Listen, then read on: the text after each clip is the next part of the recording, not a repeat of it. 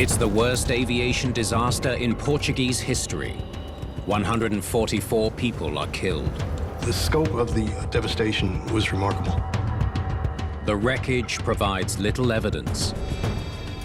They're way too damaged to test. Air traffic control offers no insight. Were they advised to use the ILS? Yes. Only the final seconds of Independent Air Flight 1851 Pull up. They had 7 seconds until impact. reveal the whole story.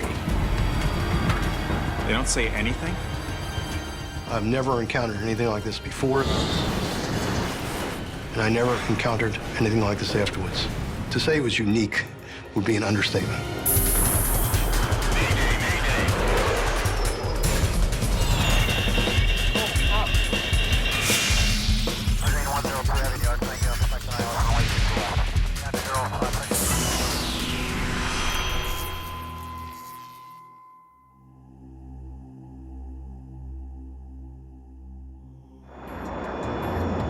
Independent Air Flight 1851 cruises above the Atlantic Ocean. There are 137 tourists on board the American charter flight.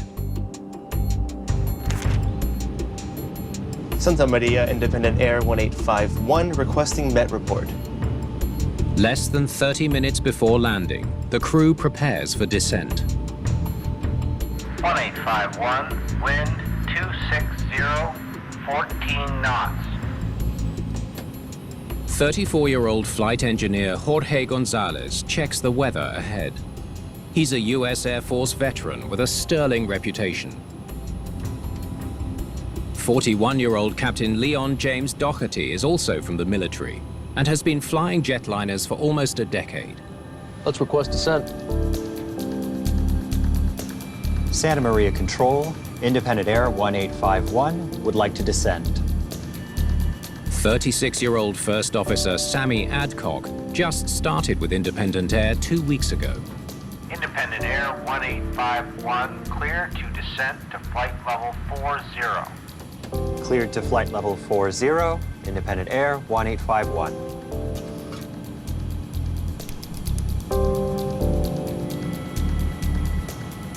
The crew was a balanced crew. They had flown together for about a week or 10 days, and they were doing fine. They're flying a 4-engine Boeing 707. The long-range, narrow-bodied jetliner has dominated passenger travel for more than 3 decades.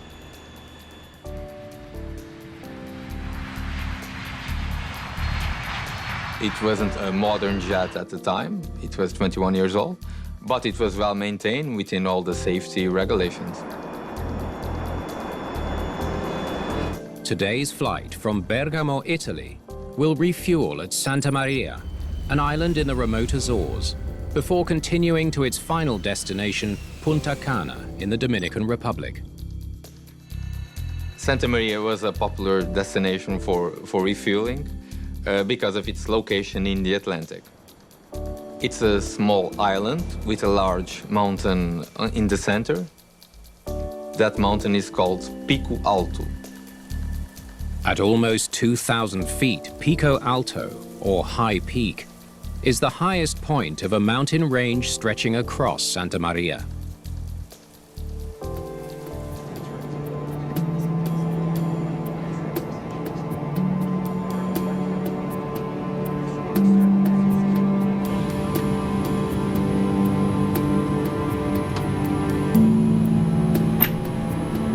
Close the door. It's a jungle out there. Are you finished with those? Yeah. Thanks. Thank you. What's your passing level? Independent Air 1851. Passing flight level 220. 60 miles from the airport, the first officer tunes in to the frequency for Santa Maria Airport. Good afternoon, Santa Maria Tower. Today, a trainee in the tower is guiding in the flight with the help of a supervisor. Independent Air 1851, passing flight level 200 to flight level 40. Independent 1851, roger. In 1989, I would describe the Santa Maria Air Traffic Control Facility as being very unsophisticated, very small. The airport is also not equipped with radar. There were only 3 scheduled airline flights per day. It doesn't justify the cost of air traffic control radar, which is very challenging for air traffic control. You're cleared 3,000 feet on QNH 1027. Runway will be 19er. Expect ILS approach. Runway 19er, report reaching 3,000. The controller is relying solely on position reports from the pilot. So they have to be meticulous about protecting the airspace and documenting the altitude that the aircraft is at. Is that what they said? 1027 on the millibars? Yep. Just over 13 minutes from the airport, the crew readies the plane for landing.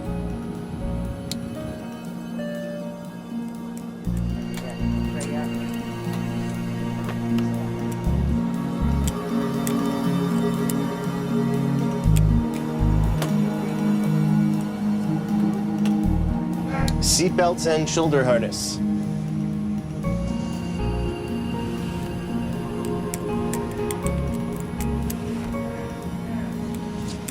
Secured. We're having fun now. Hey, hey. On that day, the weather in Santa Maria was fine. There was just some cloud cover in the vicinity of Pico Alto. That is very common. Switching off autopilot. The captain takes control of the aircraft. The captain would likely be hand flying the airplane to get comfortable controlling it. It ain't looking too hot out there. Yeah, we'll get down below. Depends on what level those are. There's cloud cover ahead. If conditions get worse, the crew will have to make the approach using only their instruments for reference. Okay, I'm gonna go ahead and put the ILS in on my side. Okay. ILS, or Instrument Landing System, is a navigation system that provides vertical and horizontal guidance to the runway. That means that he can fly in clouds until he gets onto final approach. It's always better to have help. 35 miles from the airport, the coastline of Santa Maria comes into view. When approaching from the east, you will see some big cliffs, some green, a lot of green. Where's the airport? It's on the other side of the island. As they approach the island, an alert in the cockpit tells the pilots that they are 500 feet above their selected altitude. 400 to go. Don't know if we're gonna get visual or not here.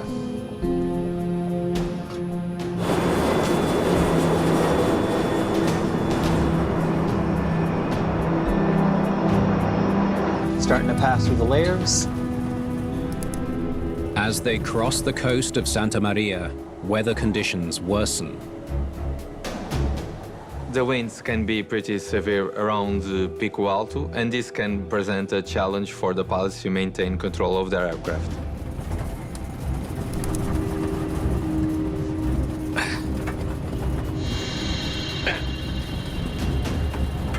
Can't keep this damn thing level.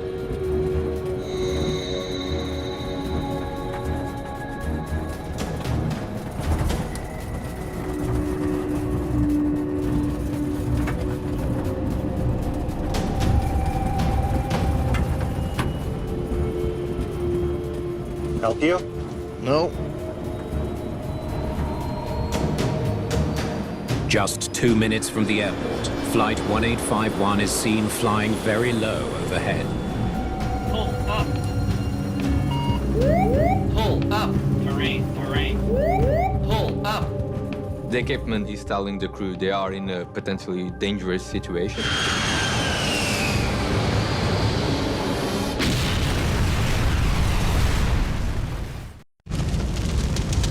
Just 4.5 miles from the Santa Maria airport in the Azores, Portuguese firefighters and civilians discover a horrific scene of devastation. Independent Air Flight 1851 has crashed into the island's highest mountain. The jet hit Pico Alto very near the top of the mountain. The accident site was a bit of a chaotic scene. The wreckage was strewn all over the mountain. There were some small fires. It was a very steep terrain. It was very difficult for rescuers to work there. It soon becomes clear that all 144 passengers and crew have been killed. It was a big challenge for the locals, mostly to deal with that.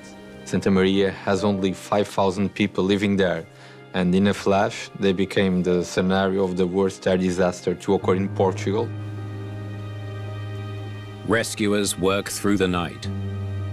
By daybreak, the Portuguese Civil Aviation Authority, known as the DGAC, arrives at the crash site. They are soon joined by American representatives from the NTSB, the National Transportation Safety Board.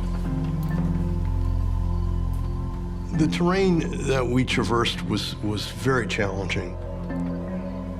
There was a lot of personal effects. People were just vacationing. There were children whose dolls I could see in the trees. The scope of the devastation, it was remarkable.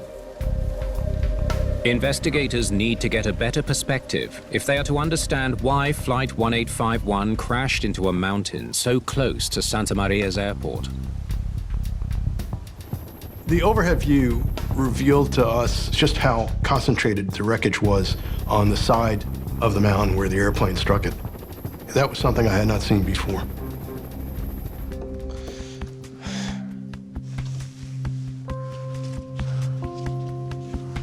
So this is the flight path.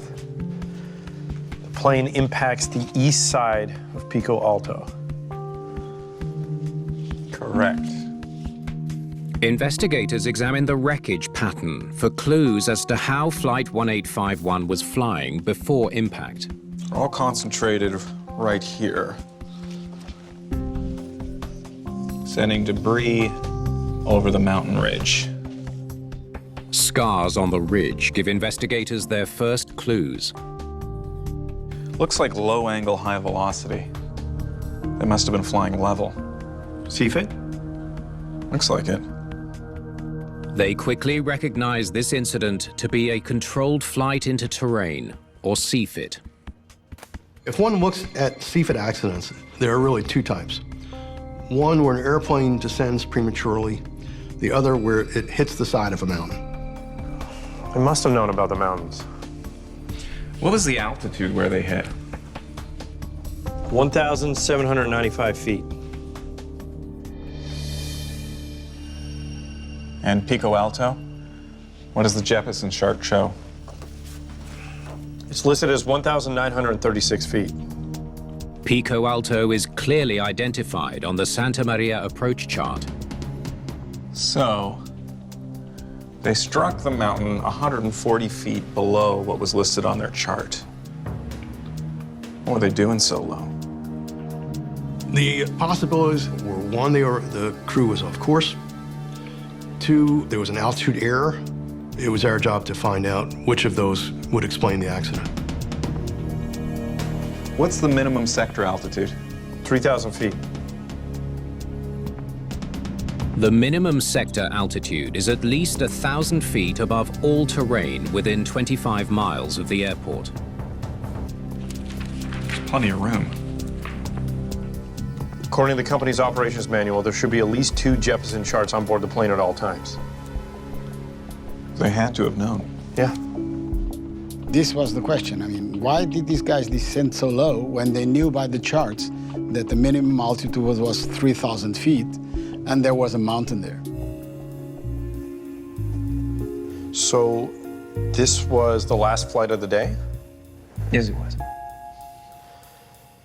What was the minimum sector altitude you gave them? The team turns to the air traffic controller for insight into why the aircraft was flying below 3,000 feet. 3,000 feet. You're sure? Yeah, I even made a note of it on my flight strip. He was perfectly calm. He had a normal behavior. He thought he had done a good job. Were you the only controller on duty at the time? My supervisor was also there. It was such a slow airport. It was certainly not unusual for a supervisor to provide on-the-job training for an air traffic trainee. What was the weather like?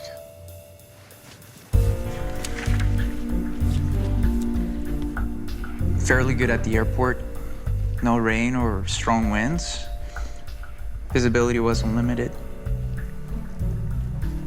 However, the top of Pico Alto was in cloud, and winds can be unpredictable up there. The weather was okay. The focus for the investigators was on how the cloud layer affected the pilot's ability to see and avoid the top of the mountain. Were they advised to use the ILS? Yes. Expect ILS approach. Runway 19er, report reaching 3,000. The investigator learns that the pilots did encounter cloud cover near Pico Alto, but they shouldn't have had a problem using their instruments to get them to the runway. Did the crew report any mechanical issues? No, not to me anyway. Thank you for your time. I couldn't find anything that explains what happened from his part. So if the controller gave them the proper clearance, why are they so low? What if there was an issue with the plane that they didn't report? The team must now consider if a mechanical issue that wasn't reported to the controller prevented the crew from maintaining a safe altitude above the mountain. Now, it's possible, we couldn't rule this out until we looked more closely at the evidence, that something very quickly happened, something catastrophic, just before impact.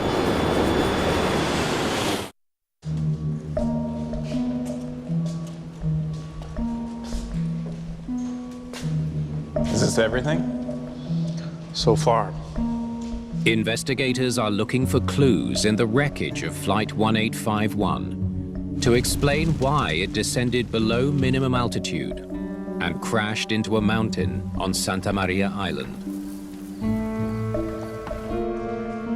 Let's start here. Could a malfunctioning engine have forced the aircraft below the minimum safe altitude? It says here the jet had less than 45,000 hours in the air with 7 service bulletins over the last 6 years. Any issues? Well, in 1983, Engine 2 had suffered turbine failure. Looks like it was repaired. It's full of wood and dirt. A quick examination provides an answer. There's nothing wrong with these engines. Engines that are generating power at impact, if they hit a field of trees, will ingest part of the vegetation into the engines, and that will bring the engine fan blades to a stop. And that's what happened here. Engines that are not turning, that are not working, won't do that. What about the altimeter? If the altimeters were malfunctioning, the crew might have believed they were flying higher than they actually were. Hi. Thank you. Look, way too damaged to test. What do the service records say? They were last calibrated 4 months ago. No problems. It's another dead end. Maybe the altitude alert survived. Let's take a look.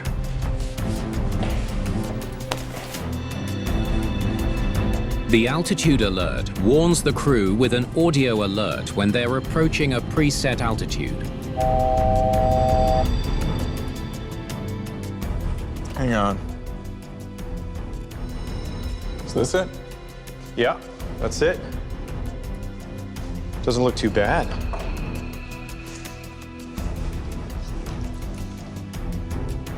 Yeah, check this out. The altimeter alert's set to 2,000.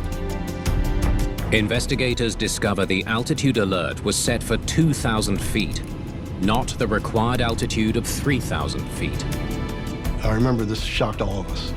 We just couldn't believe it, how that could happen.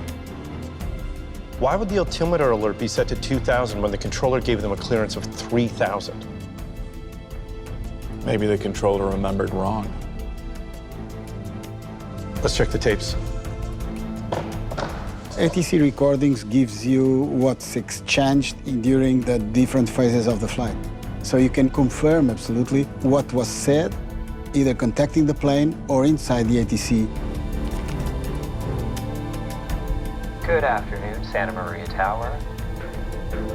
Will the air traffic control audio recording confirm what the trainee told investigators? Independent 1851, roger. You're clear to 3,000 feet on QNH 1027. Runway 19er. Expect ILS approach. Runway 19er, report reaching 3,000. Stop there. He said it. Twice. The control tower recording confirms that the controller gave a 3,000-foot clearance. Listening to the clearance did not explain the 1,000-foot error due in the altimeter alert. We needed to listen to the CVR. Take it from the point where they first contact the controller.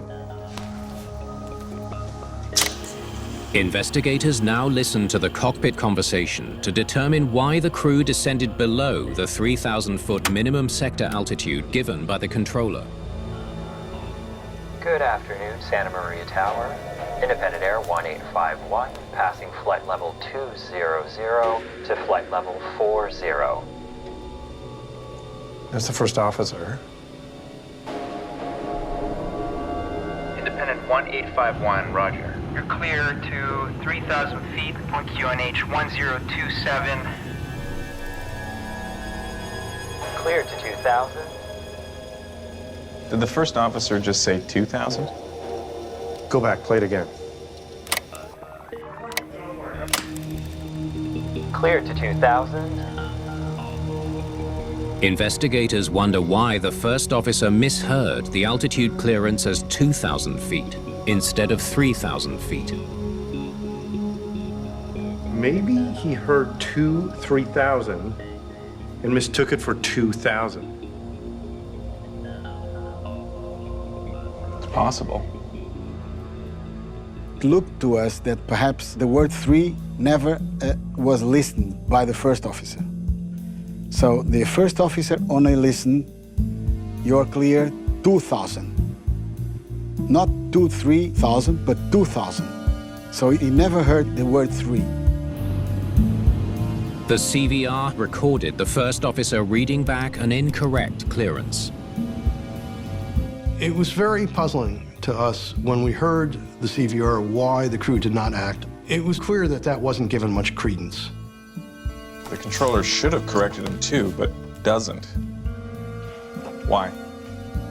And that's an important part of this accident investigation. We couldn't figure out why the air traffic controller did not correct the first officer. Hang on a second.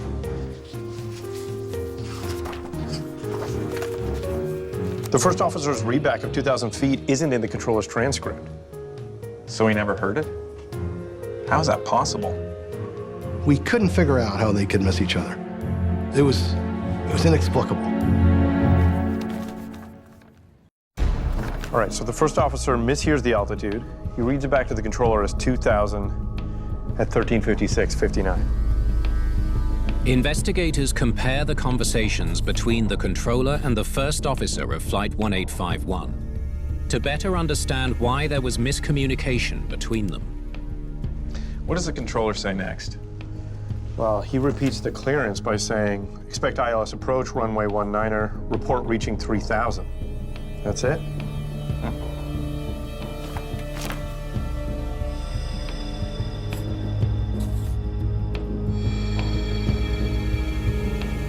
Hang on.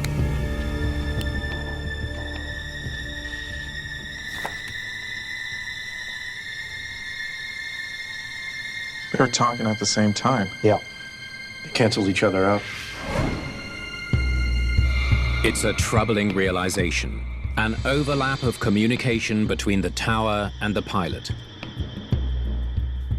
Passing flight level 200 for flight level 40. You're clear to 3,000 feet on QNH 1027, runway 19er.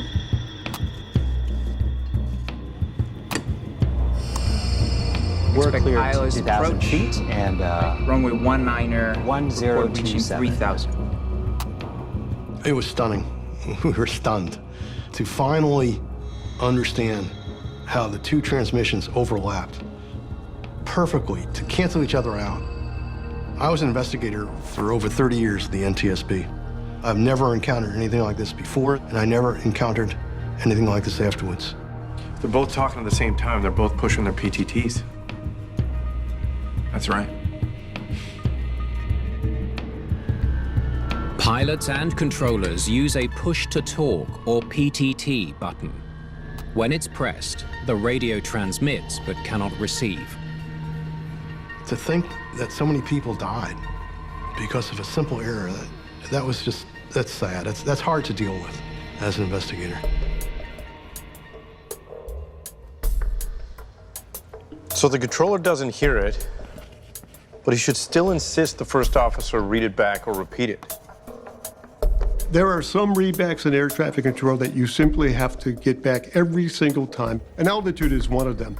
The trainee controller did not request an altitude readback, and the supervisor didn't notice, and that was unfortunate. What about the supervisor? Good question.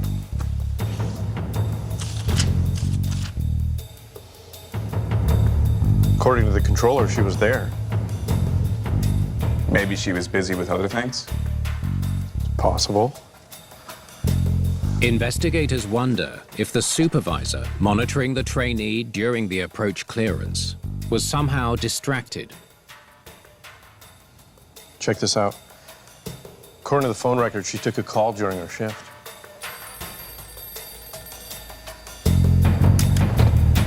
You don't want to take a phone call during something important like a descent clearance because they have to give them a course to follow and an altitude to maintain. Really important stuff that you cannot possibly miss. Something doesn't line up. The plane's altimeter alert was incorrectly set to 2,000 feet. Even at that altitude, they would have cleared the ridge by some 200 feet. Yeah. We still had to explain why the airplane struck the mountain 200 or so feet, even further below the altitude that they were trying to maintain. Something had to explain that. What else affects altitude? QNH.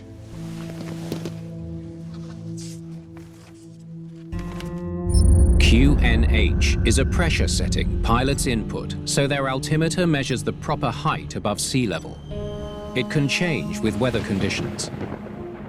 If the altimeter is set to a higher QNH than is actual, the aircraft will actually be lower than what the altimeter is telling the pilots. It says here they were given a QNH of 1019 at 1:44 p.m. Then they were given a reading of 1027 at 1:56 p.m. Okay.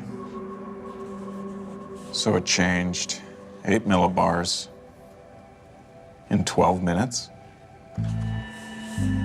Could that be right? Check the weather reports. For an 8 millibar change to occur in 12 minutes would be something that may occur during a hurricane or something like that. I don't see anything that would make that possible. So how much would they drop with an 8 millibar increase? Investigators calculate the change in altitude between the two QNH values. That QNH brought them at least 200 feet below 2,000. Right into the mountain. The team concludes that an incorrect altimeter setting put the flight on a collision course with Pico Alto. When you're close to the ground in restricted visibility conditions, an accurate altimeter setting is everything that will protect the airplane from a CFIT accident. Thanks for talking with me again. Yeah, of course. Just one follow-up question here. What was the pressure setting you gave them?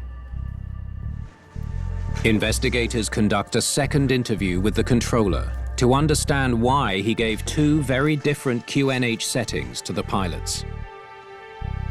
1019 was on the Met report. 12 minutes later, when you gave them a 3,000-foot clearance, you said QNH 1027.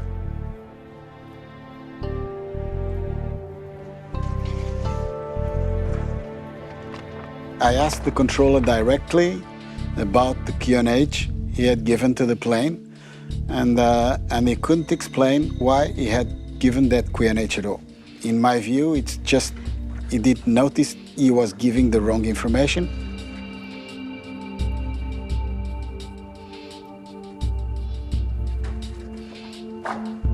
Sorry, I don't know where I got that second number.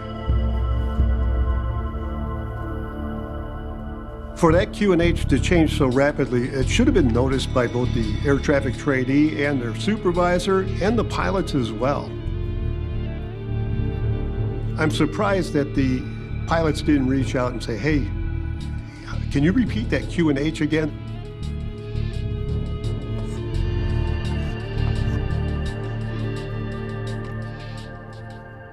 After the first officer gets the minimum descent altitude wrong, he questions the QNH. Is that what they said? 1027 on the millibars? Yep. He was right to question it. But the captain just dismisses it. Thank you. And the first officer just accepts it. Because of the different experience levels, because of the prominence and assertiveness with which the captain said it, shut off any discussion, when in fact there should have been. Makes me wonder what else these guys missed.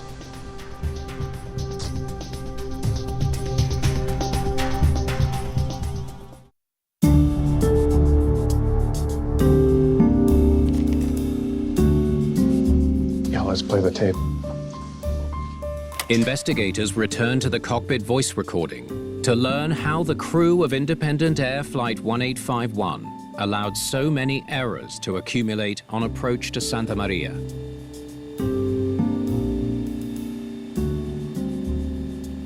Altimeters? Set and cross-check. Set and cross-checked. Seatbelts and shoulder harness. Secured. We're having fun now. Hey, hey! That's it? Stop the tape. They discover the pilots missed important steps on the checklist. They don't even mention the minimum descent altitude. Or Pico Alto, here.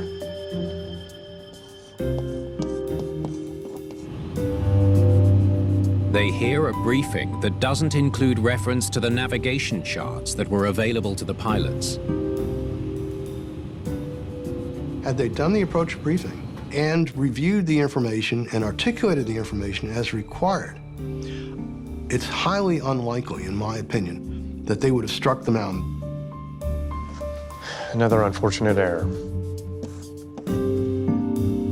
There were a couple of things in the performance of the captain that were questionable. He didn't try to understand what was the real QNH that was given. Then he didn't insist in a complete checklist. Let's hear what comes next. It ain't looking too hot out there. Yeah, we'll get down below. Depends on what level those are. Okay, I'm gonna go ahead and put the ILS in on my side. Okay.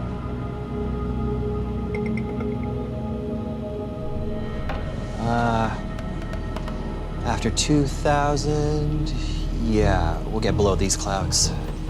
Stop. Right there, 2,000 again. The captain says nothing and descends to 2,000. Why? The captain is ultimately responsible as the pilot in command, but each crew member failed in that respect. Play the tape. 1,000 to go. 1 to go. Wow, look. There's the island.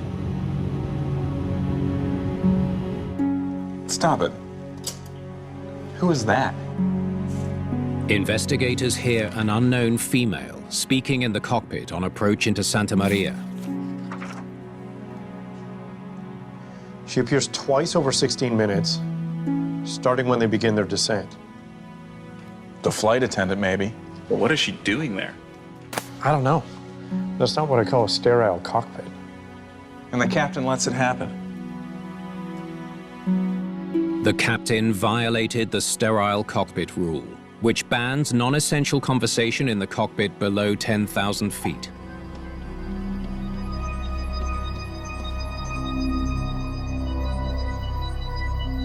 I believe that violating the sterile cockpit rule was consistent with the way they flew the approach. They weren't sitting on the edge of their seats. They were far too relaxed. There's no place like Santa Maria. Is it nice? Yeah. To have a beer. See you on the ground. Ignoring standard procedures, distractions. The list keeps growing. Starting to pass through the layers.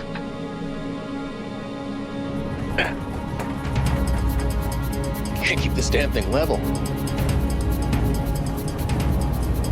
Help you? No.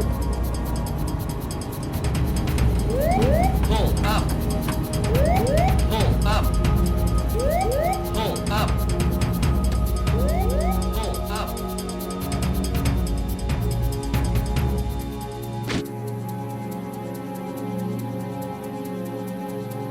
They don't say anything?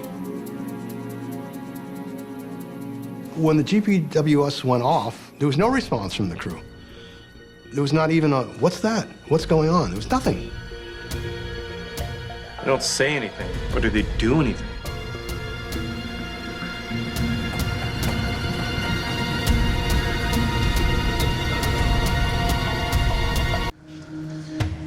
Thank you. So this is the plane's descent approaching Santa Maria. Investigators examined the flight data to determine how the pilots responded to the ground proximity warning. So they're descending at about 2,500 feet per minute. They level off here, and the GPWS goes off here. And they crash about 7 seconds later. No reaction. No change in altitude. The data shows there were no inputs from the pilots to recover the aircraft. It's like they ignored the alarm. When the GPWS goes on, you apply maximum power, climb at the maximum rate, and get the heck out of there. 7 seconds. They had 7 seconds from the first warning until impact. They could have climbed over the mountain in that time had they done what they should have done. And they didn't do that, and we couldn't figure that out. Pull up. Why didn't the crew respond to the warning? Surely the crew was trained to respond to the ground proximity warning. Investigators closely examined the training manuals for Independent Air.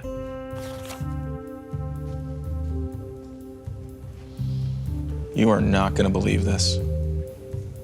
The simulators were programmed with different approach speeds and flap settings than the accident aircraft. What does that mean? It means that the GPWS would go off during normal approaches. Independent Air rented time on another company's 707 simulator. It was configured differently from the accident aircraft. Flaps 40.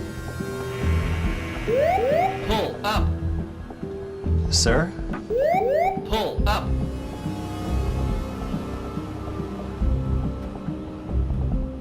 By training the crew to ignore the GPWS in the simulators, they gave the crew the message to ignore the GPWS in the airplane.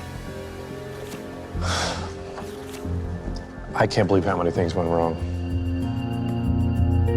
Investigators conclude that by avoiding any one of the minor errors, Flight 1851 would have cleared Pico Alto, preventing the deaths of 144 people. It all starts with the first officer mishearing the minimum sector altitude. Independent 1851, roger. You're clear to 3,000 feet. Cleared to 2,000. Make it 3. If the first officer had referred to his charts, Roger. Good catch. the altitude alert would have been set at the proper elevation, and the aircraft would have cleared the mountain by more than 1,000 feet. Same result if the air traffic controller had asked for a reback. Independent Air 1851. You're clear to 3,000. I say again, report reaching 3,000. Over. Or if the captain kept a sterile cockpit. After 2,000. Yeah, we'll get below these clouds. Wow, look. There's the island. It should be 3,000, not 2,000. It's time to return to the cabin.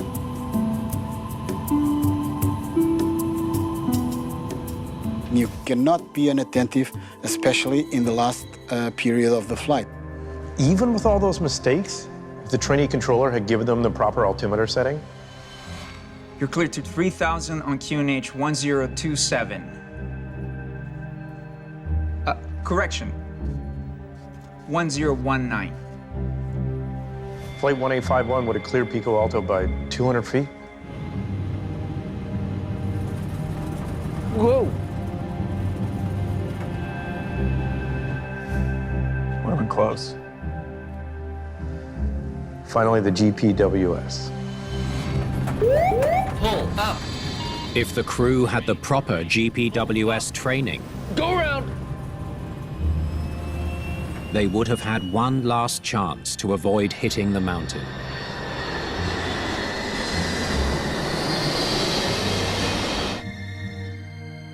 They might have made it. I have never seen an accident with these many factors happen where any one of which, had they not been there, we wouldn't have had an accident. In the wake of the crash, the NTSB recommends a careful review of airline training programs with a focus on international operations and safety, especially those related to the GPWS response. The major lesson was that airlines need to train their crews better to improve aviation safety. Independent Air later settled with the victims' families for $34 million before a compensation case ever went to trial. Independent Air went out of business in 1990. In the aviation business, there is no room at all for complacency. The longer we do a job, the more complacent we tend to get. After a while, some of the things we do, even if they're unsafe, start to appear to be safe, and unfortunately, we can have an accident like the one that we witnessed here.